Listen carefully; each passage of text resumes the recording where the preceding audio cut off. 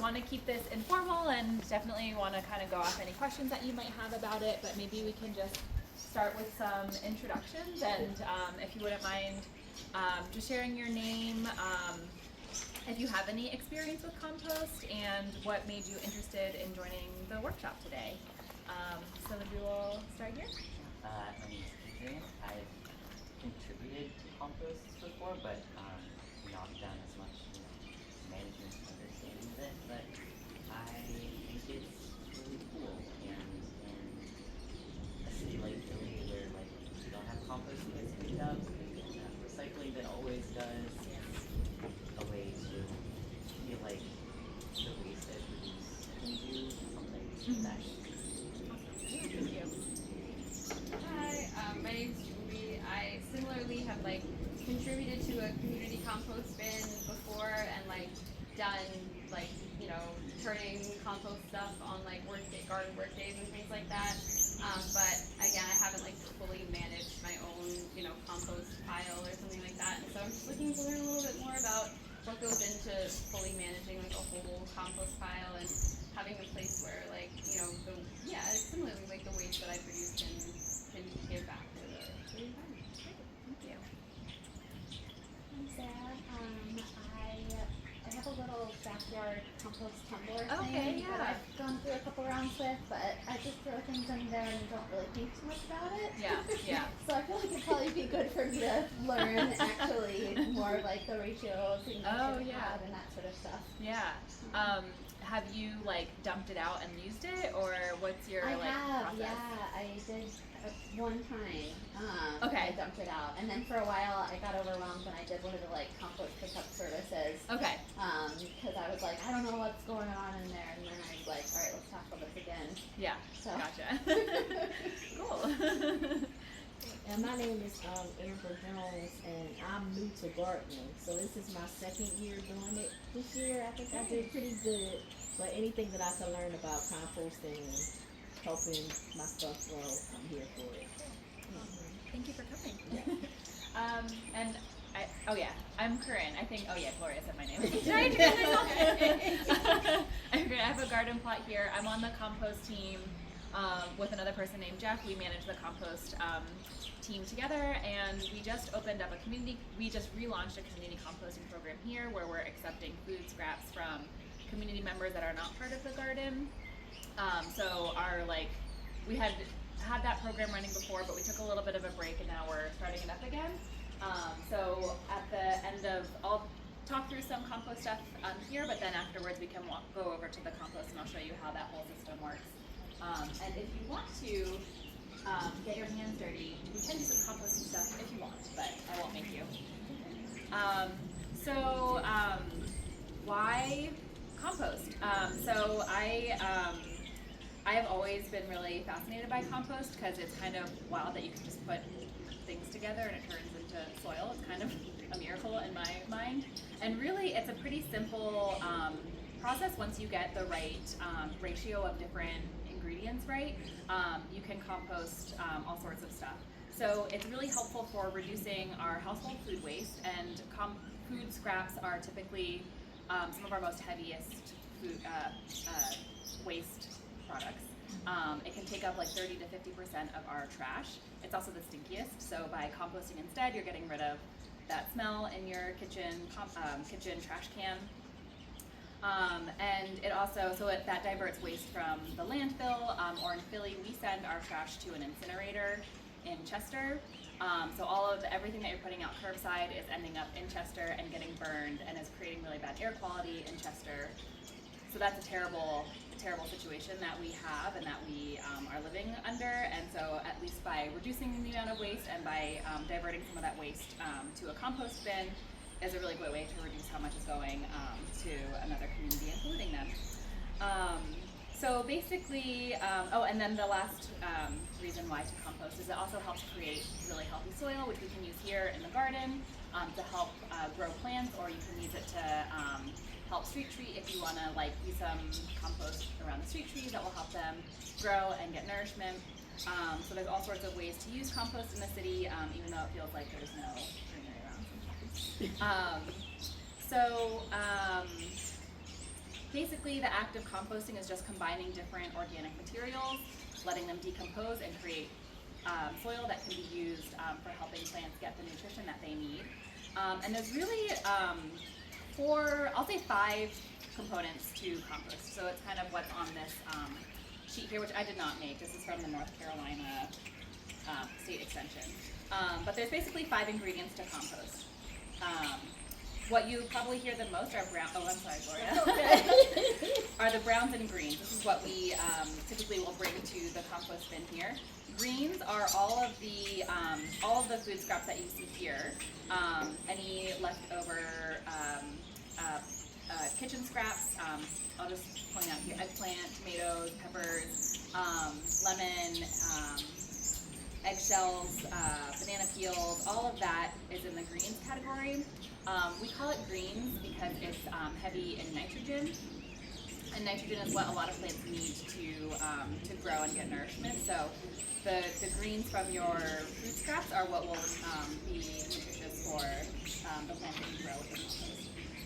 That has to get balanced out with browns. So browns are generally brown material. So leaves, dry leaves, twigs, cardboard. We have a lot of egg cartons that we put in the compost bin, newspaper, brown paper bags. All of that stuff is really heavy in carbon.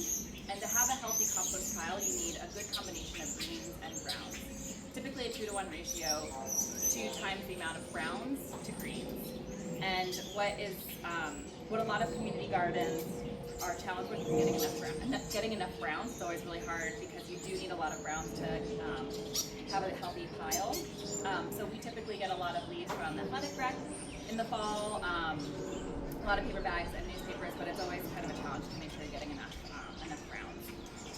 The other ingredients to a compost pile are air. You need to turn the pile to get oxygen in. That helps keep the organisms going, and then also water. Sometimes you don't always need to water your compost bin. The greens typically have a lot of water content in them already, but you do want your compost bin to be a little bit damp. And then the other thing that's on here, which isn't something that you add, but what will already be in there are organisms. So compost piles will have a ton of organisms in them already. You don't need to do anything, they will be there. And there's generally 2 types of organisms in a compost pile. There's microorganisms, and they're not visible. Those are like kind of the fungus. They're attacking the pile when it's really hot. And then you have macroorganisms, some of the bugs and worms, and they're kind of doing a round of eating through your compost when it's a little bit cooler. So generally, the first phase of compost is really hot. It's getting up to temperatures like 140, 150 degrees. And that's when those microorganisms are busy at work, and that's what's generating all that heat. Then once those microorganisms have gone through everything, then it's time for the macroorganisms to come through, and that's when you'll see a lot more bugs and worms in your compost pile. And that's when it's getting closer to being ready, as we call it. For backyard composting, generally we try to use only fruits and vegetables. Eggshells is like the one exception, but other than that, we try not to do a lot of meat, dairy, any type of animal products. Those are just more complex, they're harder to break down, and because they're harder to break down, they can cause, they can be smelly, and just take a really long time to break down. We also don't recommend doing any weeds, because the seeds from the weeds could then end up in your finished compost, and then when you put that in your garden, then you'll have a bunch of weeds. Question about that, actually. Yeah. What do you do with like all of the invasive plants that you pull out of here? Like, Yeah. what, you know, because I'm always like pulling stuff out, and then I'm like, where do I just throw it out? Like, Yeah. I think it depends on everyone's tolerance. For me in my I have a composting bin in my backyard, and even all the invasives I still decompose, and I try to pick them early before they grow. flower or seed. Yeah. Okay. And I just spend more time weeding in my backyard compost bin. But depending on like how many people are contributing, like a whole garden, it's kind of hard to manage that much. So we generally throw a lot of that out. Yeah. our cold piles, we try not to allow too much the invasive plants in our cold bins, but because it takes a couple of years for that system to be ready, a lot of the seeds do die out. So it's a healthier place to put them if you were taking somewhere. Yeah, but it's a little like controversial. Some people are very like, no weeds because we don't want them to grow anymore, but at the same time in a city it's kind of impossible to stop them. Yeah. So yeah, it's You just don't want to throw a bunch of organic stuff in the trash, you Yeah. know? So it's Yeah. hard, yeah. I end up once a year taking. This is only for like bigger plants. So I have like a big raspberry bush in my backyard. It's way too big, and I chop it up and give it to the recycling facility. So you can take Organic recycling. the organic Okay. recycling facility. So the sanitation convenience centers, there's one up on Glenwood. They will take yard debris. Oh. So if you bring them in a paper bag, they will take yard debris. So I'll do any of the woodier materials that aren't going to compost in my backyard garden. Take stalks and stuff. Stalks, yeah. Stuff that's like really viney too. They haven't turned it away. I don't know if they like it. Yeah. But that all will go to the Fairmount Park Recycling Center. So if you have like a lot of like woody material that isn't easy to put into a compost bin, you can take it to the recycling center. Yeah. But there's not a great solution for all of the invasive materials. It's a challenge in our urban environment. Yeah. Any other questions so far? So I wanted to just share a couple of different options for household compost if you're interested. So I'm going to talk through like different types of compost setups, and then what we'll do is go over to the bins over there, and I'll show you how those systems work. But there's a big variety of compost types. Depending on kind of the size and how much you're generating, if you want to do this in your home or if you're part of a community garden. But like at the biggest scale, there is industrial style composting. So there's like massive facilities that will take like the biodegradable plastic bags, that will take meat, that will take all the stuff that we try to keep out of the community composting system because it takes too long to break down. But there are kind of like big high heat facilities that can break that stuff down. So other cities like, I think New York probably, New York has a curbside composting program where they get a ton of compost from residents, and they take those to like industrial sized facilities that are like composting at a massive rate. There's multiple scales of that. There's, if you have subscribed to Bennett Compost and Circle Compost, those are the ones that pick up your compost from your doorstep, dump it into their bin, and then they take it to a facility. They have a couple of facilities. They have one in the city, and I think they have one in the suburbs. I think I've never subscribed to them, so I'm not sure of their rules, but I think they do take meat and dairy.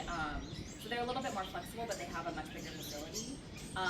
And they have more like these concrete bins. They have kind of like a series of concrete bins where they have like forklifts and like heavy machinery that's helping sift through the soil, and like they can handle a lot more.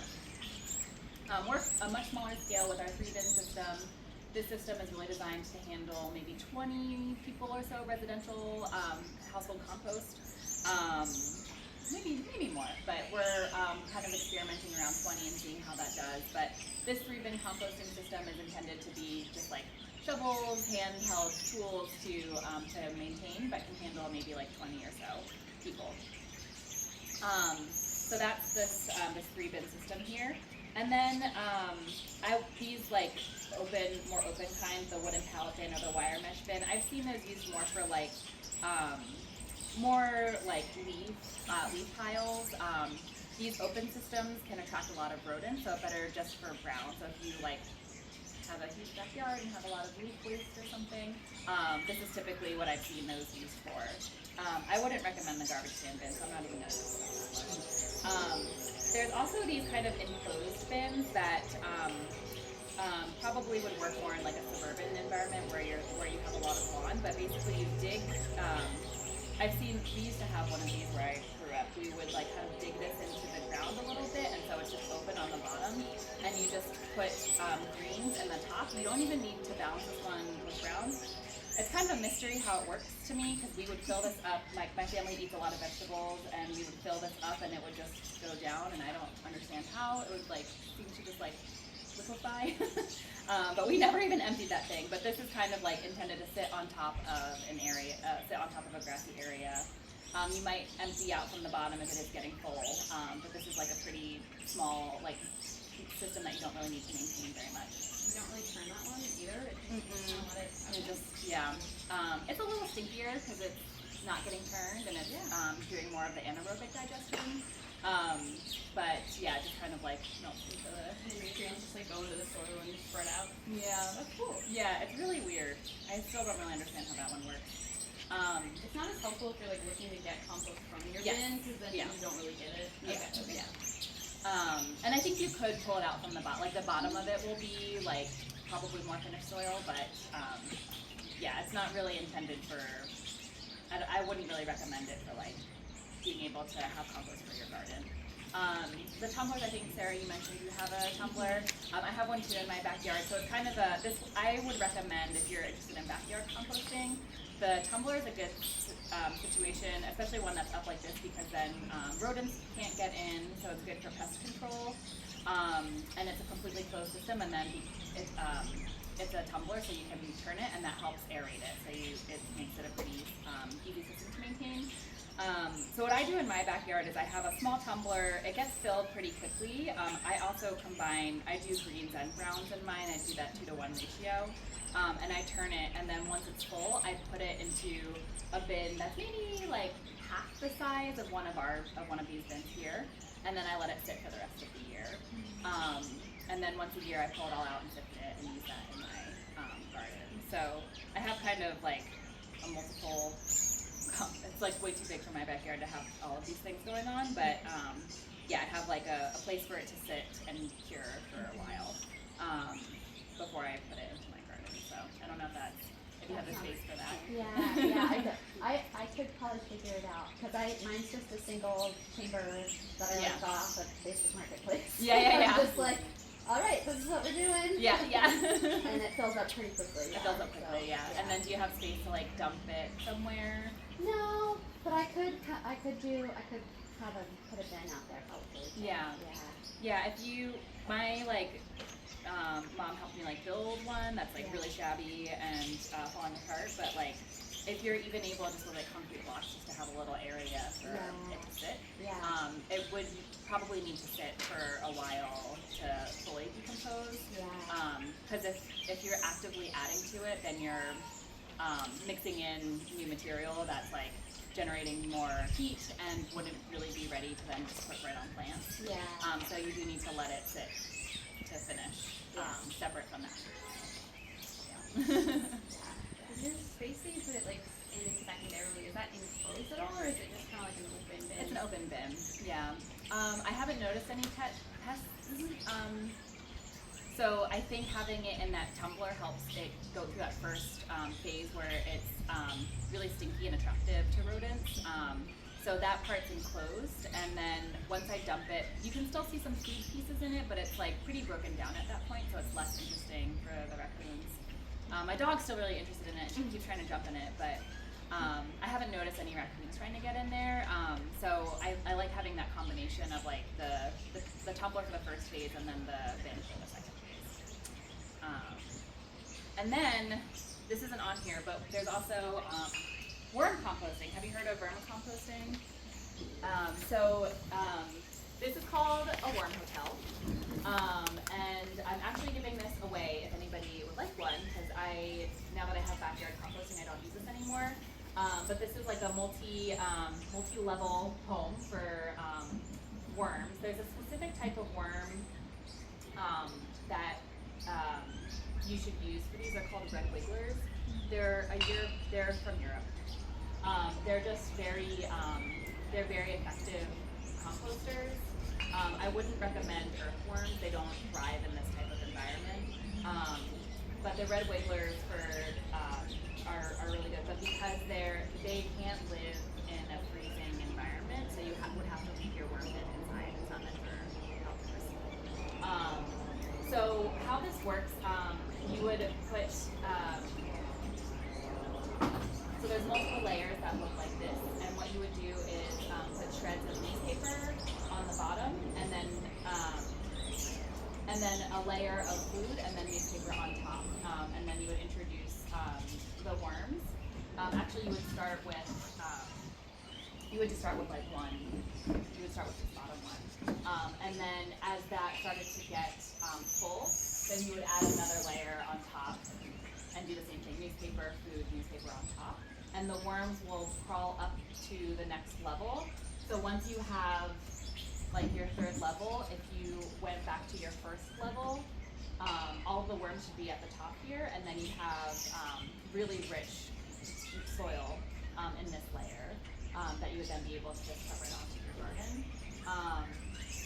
And then there's also a little trough. It will get a little wet, so they have this little trough, and you can have a little, this will open up so you can get the liquid out, and then that's really good to put onto your plants as a Okay, so you just said put newspaper and food and it turns into soil. Yeah. Wow. Yeah, the worms eat it. Well, it's all worm. So the worms eat it and poop it out, and it's soil. That's what the soil, that's what creates the soil. Yeah, yeah, yeah. It's pretty amazing. It depends on how many worms and how much you're feeding them. They eat a lot, I think. I wish I could remember. They eat like 5 times their body weight every day or something. You should don't trust me on that statistic, but they eat a lot.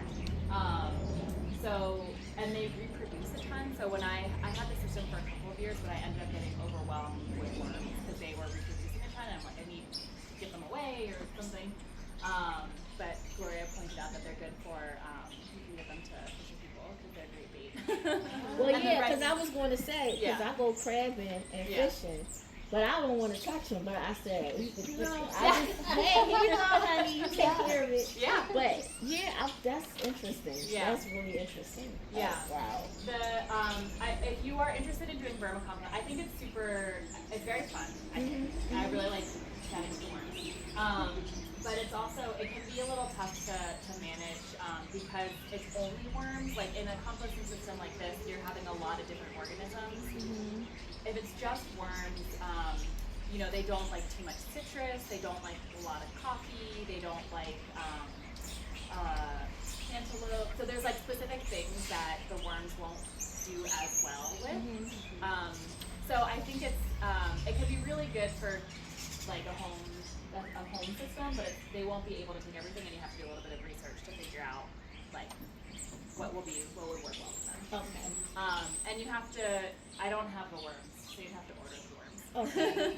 There's a farmer in Pennsylvania that sells worms. So when I first started the system, I got a shipment of like 100 worms. Okay.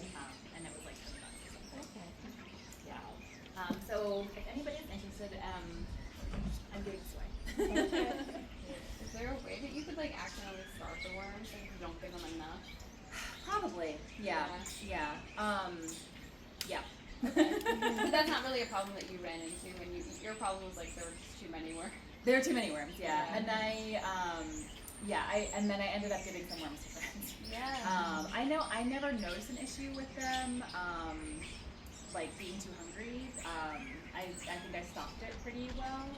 I would have issues with, I can't remember what they're called, but there's this one pest that's pretty common in vermicompost, and I learned that if you just put a piece of bread in there, it will attract that pest, and then you can just throw out the piece of bread, and then it like helps reduce that pest in your compost system. So there's tricks to pretty much everything.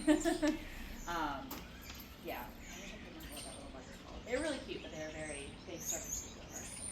I have heard people that like when they first get worms, if they don't have the right setup, or if if it's too acidic or something, the worms will try to leave.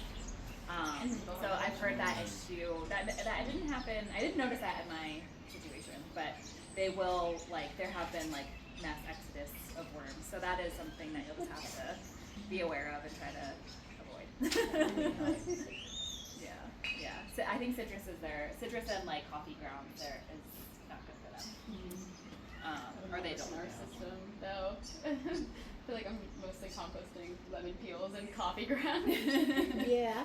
Yeah. Well, I'm looking at what you have in there, Yeah.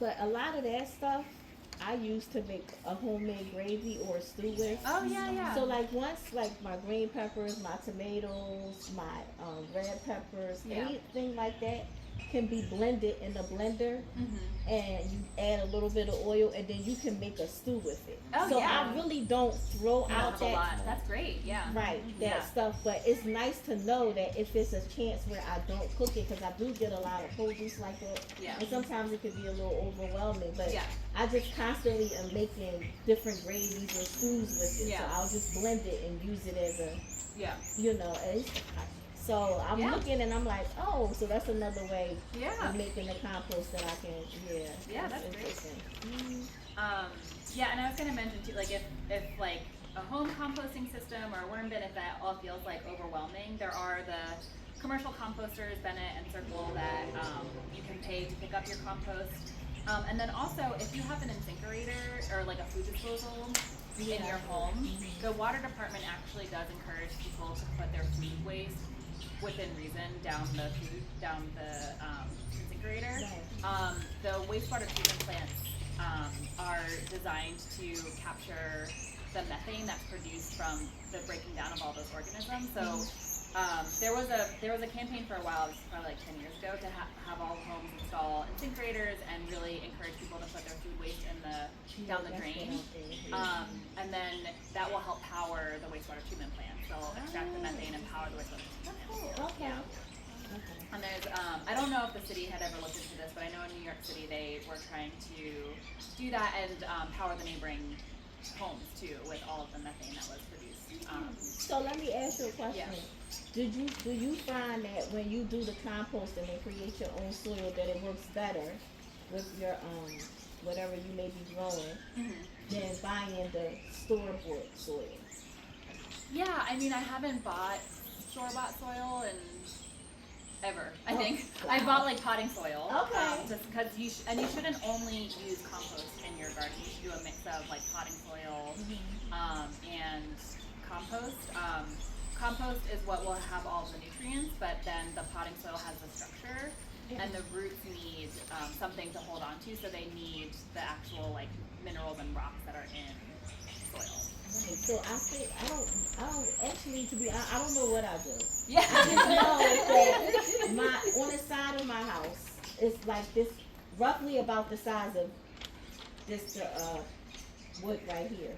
And all I'm doing is like, I just kind of like making 6-foot little grave sites, turning the Grave dirt. sites, yeah, That's yeah. what they look like. Yeah. Grave Ponds? sites. Yeah. I'm like, oh wow, they're gonna think we're burying bodies over here. But and then I just took went to Home Depot and bought this like gate to cover it, Okay. to keep the cats or whatever out. But we turn the dirt, and then I just bought, I think it's called Miracle Grow. Oh yeah. We mix the Miracle Grow with the dirt, and then we just seed into the ground. Yeah. And it did really well. Yeah. Like stuff, I was like, what? I grew a watermelon and it's dirt? Yeah. Yeah, so. Yeah, I think compost would have the same effect if you were using compost instead of Miracle Grow. Okay. I'm gonna try it. Yeah, and it's, Right. I mean, if you're composting your own food, then you don't have to buy, so you're like saving the money on what you would spend on Miracle Grow, but it is a process, it is labor intensive, so it's not like, it doesn't work for everybody. Right. I know there's a lot of, there's opinions about Miracle Grow that I don't know very well, but I know that there's like, sometimes like inorganic materials or stuff that's used in Miracle Grow. So I think some like organic gardeners prefer not to use the Miracle Grow, but I'm not as well versed in that. So I don't know. Enriched with extra nutrients. Is that what makes it? Yeah. It's like nitrogen and phosphorus that they put in there. Okay. I think so. I don't really know much about Miracle Grow. I just know there's varying opinions on it. Yeah. Okay. That I don't follow very well. Contentious. Okay. Yeah. But I mean, if it works for you, Yeah, because we just we mix I it would- with the yeah. soil and. yeah, that's great. That's I great. don't know, Yeah. so, yeah. Okay, cool. Any other questions? I can show you how our system over here works. I'm going to cut up some of these, our compost demo that Gloria provided us with. So we can take some of this compost over there, and I'll show you how that system works. But yeah, any other questions about compost in general before we head over there? This is a weird question. Yeah. And I don't actually even know what it is. Okay. But like, when it comes to leaves, Yeah. and then being like, okay, the green leaves are green material, and once they're dry, they're brown material. Yeah. Do you know what's happening No. to make them shift from one to the other? Then like, should I just leave my leaves out to dry in the sun, Yeah. and then suddenly they're brown material? Like, Yeah, I don't know. I've always wondered that too. Okay. And something about when, how they turn from green to brown, they lose their nitrogen. Yeah. But I don't know how. Yeah. I need to take a biology class. Yeah, me too. And a chemistry class. I need to take science over again. There's something that happens when the leaves fall off the tree and they're losing their chlorophyll, like that process of them turning brown. Yeah. That is them losing their nitrogen. Yeah. But I don't know. I don't understand it. Yeah, okay. But it sounds like it would be the same if I had like green leaves and I just left them out in the sun. I think so. Yeah, I think because they'll turn brown because it's the same with like plant stalks here. Like they are green, but if they are turning brown, then they've lost their nitrogen and are more carbon heavy then. Yeah. But I could not tell you why. Yeah. Cool. That sounds like magic. So. It is. I mean, compost is magic, in my opinion. So if you do compost at home or here, the one thing to keep in mind is that cutting up your food scraps into smaller chunks will help it break down faster. So the microorganisms and macroorganisms, they will attach to the surface area, and so the higher the surface area ratio is, the faster it will compost. So I recommend cutting up things and kind of into like bite-sized pieces. I think like 2 inches is generally good. So about this size will work. That will just help it break down faster. You don't want it to be too small because you also want some air pockets. And this is also where browns come in handy too, is browns like wood chips or leaves that are like a little bit bigger. They create air pockets, which is helpful to just kind of keep the whole pile aerated. So I was working in a compost system that used a lot of sawdust because we were next to a woodworking facility.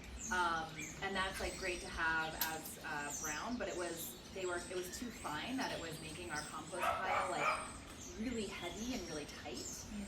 Coffee grounds kind of have that same effect, so it's better to have kind of a combination of like textures and sizes, so to help with keeping up air pockets. So yeah, about this size is what I try to cut my food scraps in for compost. One thing that we always, a lot of people forget about are stickers. Stickers are not biodegradable, so we don't take them. I have worked, but in any compost pile, you'll often, when you get to the end, it's kind of fascinating because nothing looks like, you won't see any lemons in the end, you won't see any eggplant, but you'll see a bunch of stickers at the end of the pile. Alright.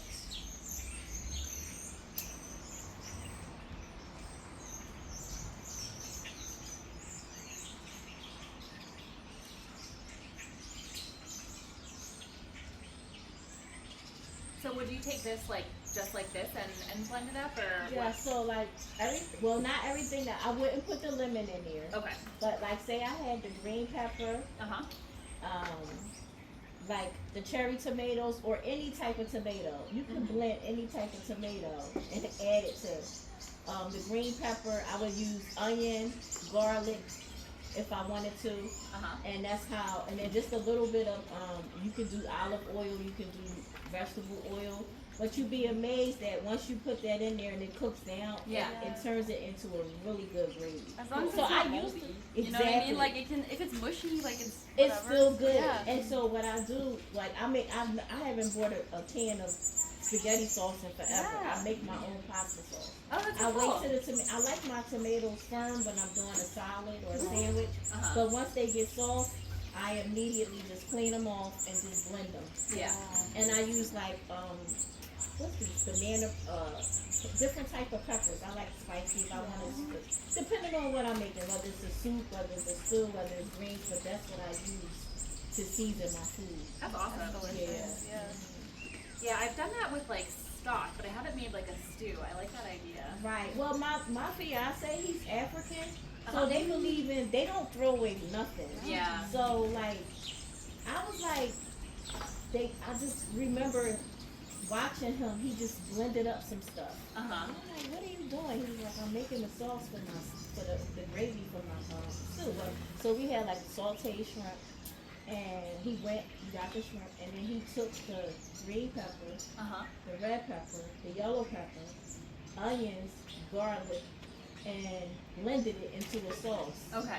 Put a little bit of oil, and because you know some people steam shrimp and they're like dry once they, you cook them. Well, Yeah. you put that, blend all of that up and put it in the pan, Yeah. and you'll be surprised at what they taste like. I was just like, That's really cool. is this from me? Like, yeah. Does he roast them first, or he just blends them You raw and then cooks them? Yeah, you can blend them raw because what's happening is once you blend it and you put a little bit of oil in a pot, You're it's cooking them it. in that. Yeah. Exactly. But I also use, like, so when my vegetables start to like wilt, I roast them in the oven. Put a little bit of olive oil, a little bit of seasoning, and then I eat the roasted vegetables. Right.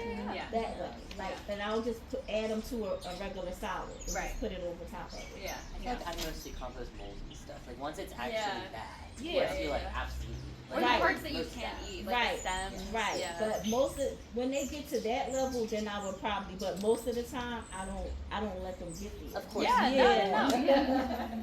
So I don't think they're saying compost are perfectly good eggplants. right. True. People are Yeah. gonna. Yeah. Yeah. Yeah. Mhm. Okay. Well, let's head on over to the compost pile.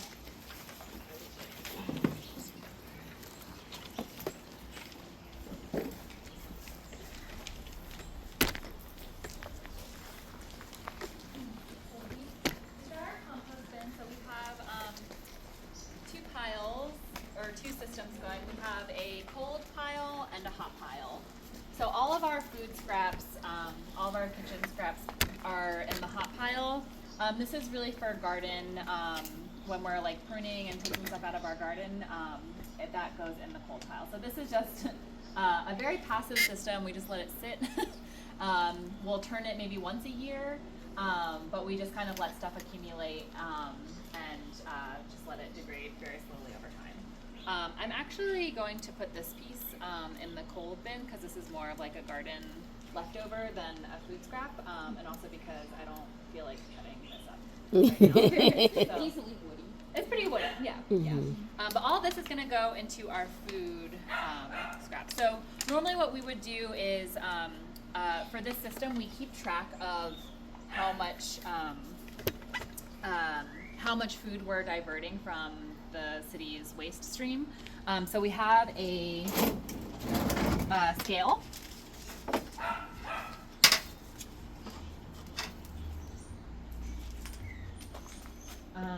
We have a scale here. So if you had a bin that had a handle, you could put it here just to see how much your compost weighs. And then we have a way to track, we have a QR code for all the composters to track how much they're adding so that we can tell the city how much waste we've diverted. These bins were installed with a partnership through Farm Philly, which is a program through the Parks and Rec Department.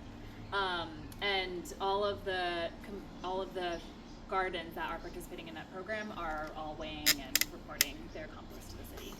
So it's like just a whole network of community composting sites. That's Yeah, awesome. yeah. I'm going to guess this is. Oh, what do you think? I don't. I think you're right. I don't I like think you're- lift weights or anything, so I have no idea how much things weigh. So we have a 3-bin system here, and pretty much the way it works is the first bin is our active bin. So this is the one that we add. We're actively adding food waste to. These bins are also well designed. They each have a little thing to prop up. You can come look at it if you want. And actually, I'm going to take the temperature. what it is. Those are cool thermometers. Yeah, so these are like specifically for compost. They have like you want to be in the hot range in your active bin because this is what's gonna Kill the break it down and kill your seeds. I think once it gets to 160, that's when it kills the seeds. And then when it's at active, it's still active but not as hot. And then steady is like when you know that it's ready to switch over. done. Yeah. Yeah. So this bin will often be in the hot range. And actually these slats are removable so I can give you a better view.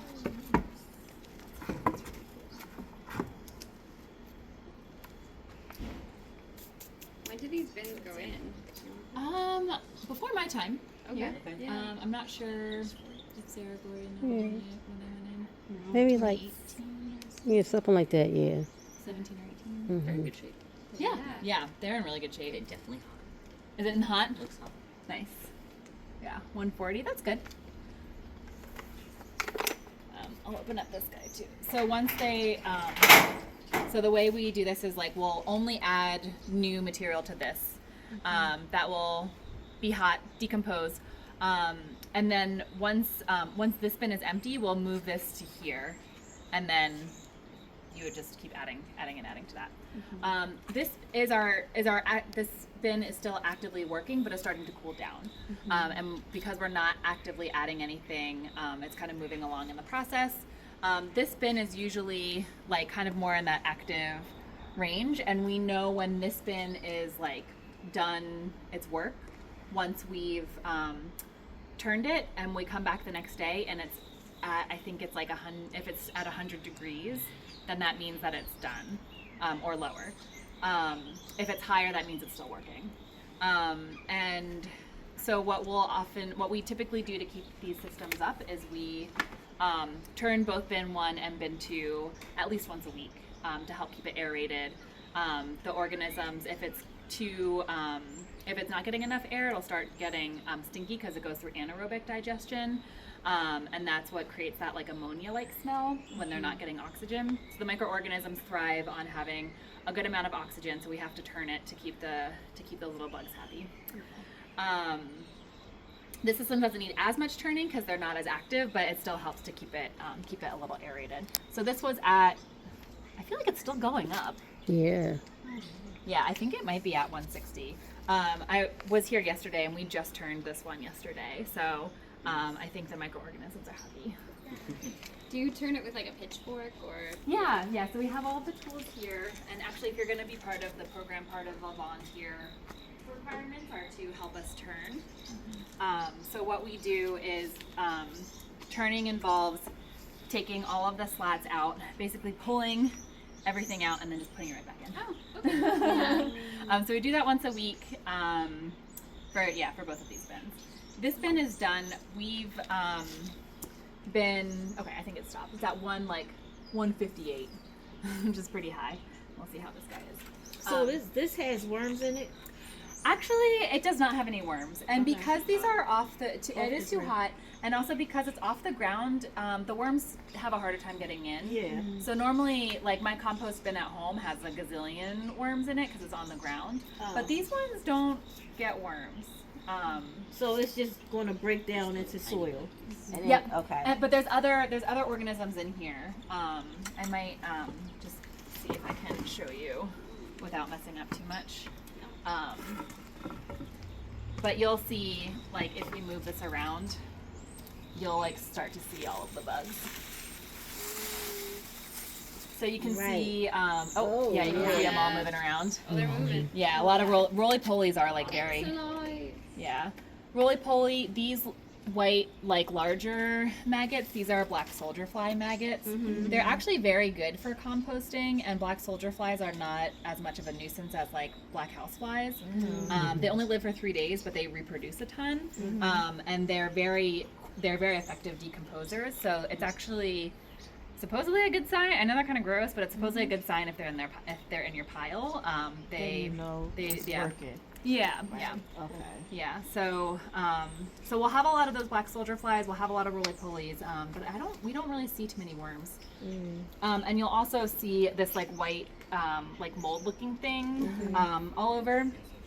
That's called actinomycetes. It's a fungus that is kind of the first stage of composting. You'll get a lot of that actinomycetes. Okay.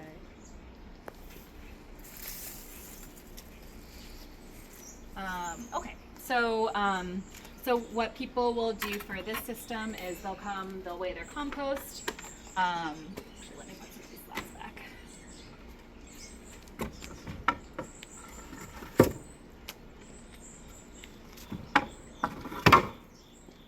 actually, I'm gonna make a little bit of room here.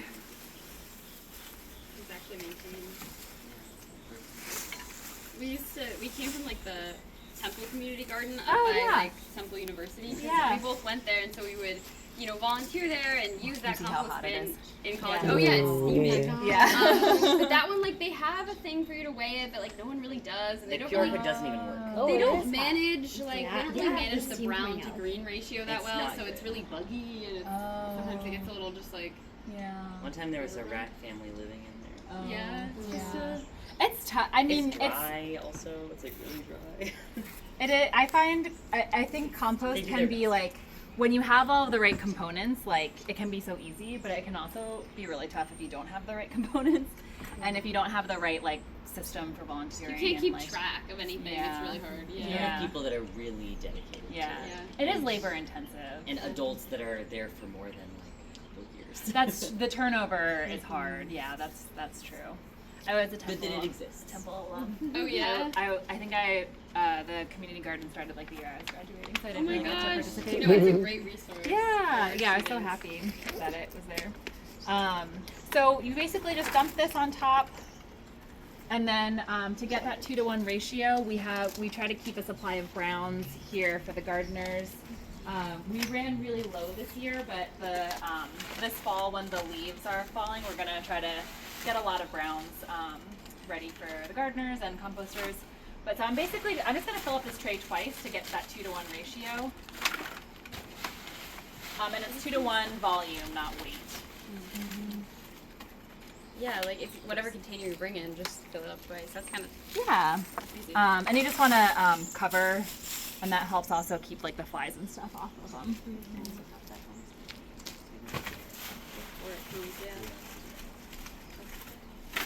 I took a composting class years ago in Brooklyn, and like we would go through like, oh, the compost pile has too many pests. What do you do? And the answer was always add more browns. Yeah. So it's always like the hardest thing to source, but like is usually the missing piece to most composting systems is the browns.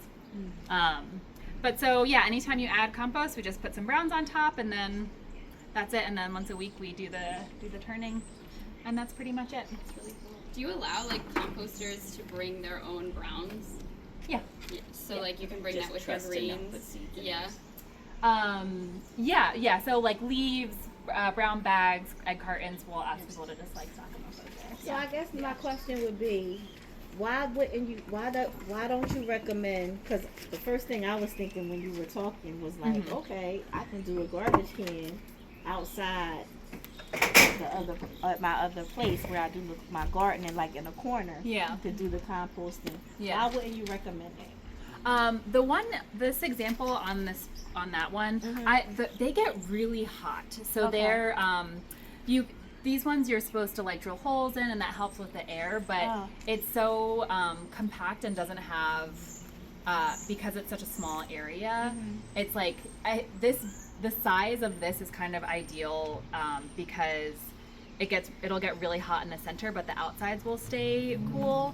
But this, I've heard, I haven't done it myself, but I heard it just like all gets really hot because it's so compact. Right. So okay. So like I'm sorry, guys. No. So let's just say I had this area. Yes. That's like my area, and I wanted to do this one. Yeah. Would you just do it in like a little small section? Yeah, you could. And then if you want to kind of, depending on your gardening style, like if you're doing things that are moving around, like you could also move it around every few years too. So you're getting a lot of the nutrients in different parts of your garden. Right.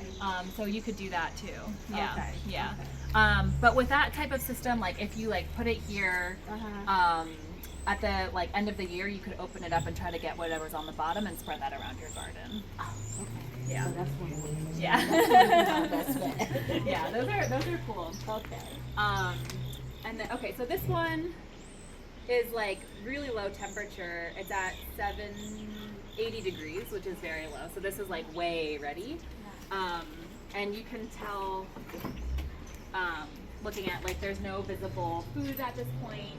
I mean, even at the bottom of this bin, there's like no visible food. But if you move it around, there's some roly-polies and stuff, but it's like you can barely recognize anything except the browns at this point. So this was all food and leaves that is now just just soil.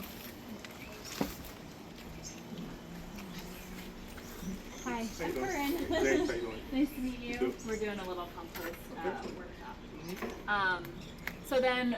So this is ready. So what we would do then is we sift out the big pieces because we don't want those big chunks in the garden itself. We sift out the big pieces, put them back in that one to continue to break down, and then the sifted material goes in here. And so this compost is ready to be used by the gardeners. Just like pitchforks again. We have a sifter. Oh. Whoa.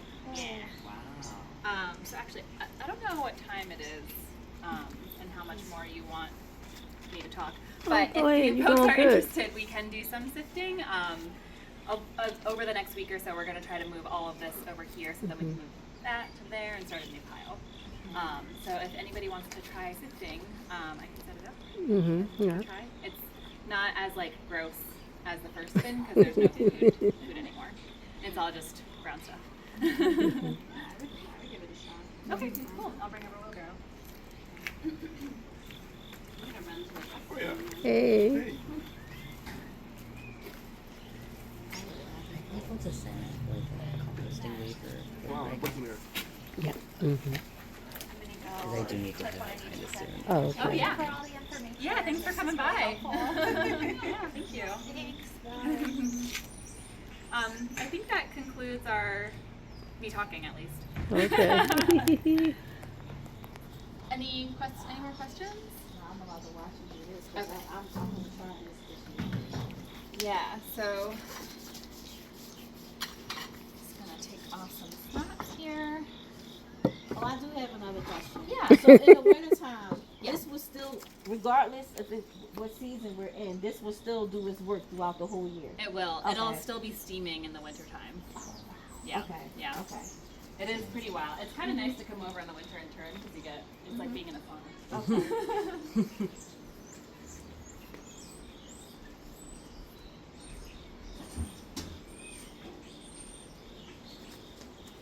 So for sifting,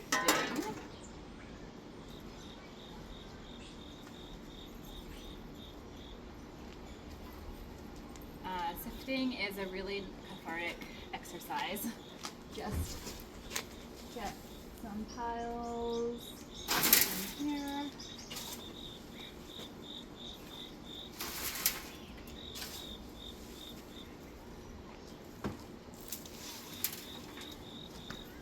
So this screen is like, this is the size we want our compost to be. So anything that kind of gets through is what we want, the size of what we want in our garden. And that's pretty much it. You just, actually if you have two people, what you can do is you can kind of shake it, and if it's one person you can just massage it until it comes through. This is pretty dry. We should have probably been adding more water to the bin, but we didn't, so it's a little dry. But it'll still be nutrient heavy.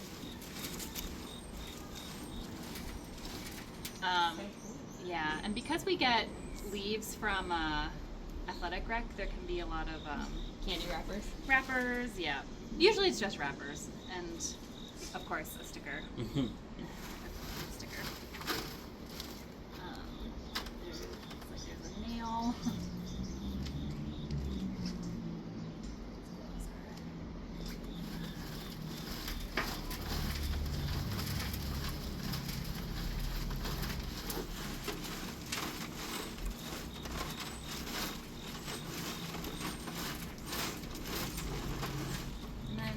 anything that's not broken down enough. So like I'm seeing a lot of like avocado skins. That takes a long time to break down. We'll see a lot of avocado seeds in here.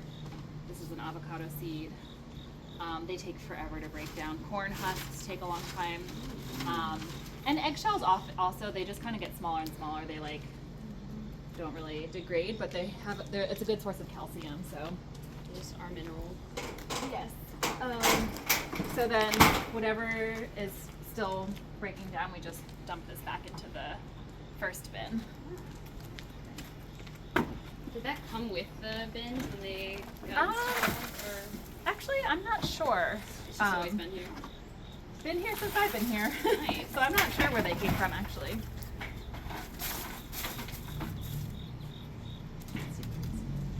Nice. Yeah, a lot of roly-polies. And crawling. That's good dirt. Yeah, I think it's all roly. Oh my god, there's so many of I them. saw a big ass centipede earlier. Oh yeah? Mm. That's fun. Yum. Yeah. But yeah, it's kind of cool because it doesn't smell Yeah. like anything. Cause that's what I'm worried about, my neighbors, like me doing something like Yeah. this, and then the neighbors be like, oh, I Yeah. don't need them calling on me. Yeah, Like, oh, she's growing, I'm like, look, I pay my taxes, I can grow whatever I wanna grow. Yeah. Yeah. Yeah. You get what I'm saying? So Yeah. that's what I'm worried about, just the smell. So Yeah. I'm gonna try the ground one. Yeah. Cause I can just do it on the side and Mhm. then, like you said, just roll it over. Yeah, yeah, that's a good bet. Mhm. Yeah, I think the smell is definitely like it takes a lot of work to make it not stinky. My Okay. compost pile at home, as much as I try to make it not stinky, sometimes I just have too much and it doesn't break down fast enough and it's stinky. But if you are very diligent about it, then it shouldn't have. Yeah, well, that's gonna be hard because I don't live there, but I'll try my best Okay. to do. Yeah. Yeah, that closed bin might be a good one for them, the one that we were talking about. Kind of like a passive. Yeah, it won't take as much work, and it really just is a matter of having the space for it. But yeah, Julie, did you want to try? Yeah. Or to sift a little bit. Yeah. Okay. Use those gloves. Yeah. I'll,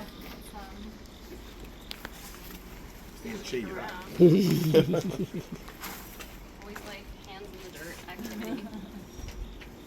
That was like I thought about trying to do a project with some students in like the garden club at one of the schools where I've like set up a garden and we have like after school garden club, but I was a little afraid of doing composting with them or like trying to set up like a little mini composting bin at their school because like it's just the situation with like pests and it's like Yeah. I can't be there all the time to Yeah. like keep a very close and watchful eye on it. So Yeah. You and I take feel like pictures for if me. anything, the one thing that like the principal is like just make sure that there's no rats. Like I just Yeah. don't want rats. I don't want little. She's like I know the bees and the bugs are good, but right, like right. rats Rats are tough. rats or like Yeah. squirrels and things like that. People Yeah. are not too keen on. Which Yeah. Oh yeah, now I see some of the little stickers. Yeah. Yeah, it might be hard to pick them out with those gloves, but I can grab them. Yeah, we have. I have heard that there's been a rat sighting around our compost bin. We do have a couple of mice that live here, but I've worked in way worse systems. Yeah. I worked in way rattier. You said you used to situations. work in a place where they had a lot of like next to where they had a lot of wood chips. Yeah, What were you composting for? I used to work in Brooklyn at this place called Sure We Can. It was like it was a place where you could return your cans and bottles and get the 5-cent redemption fee, and we had like a composting thing on the side, so I managed the composting program there. Oh, that's really But we would pick up from restaurants.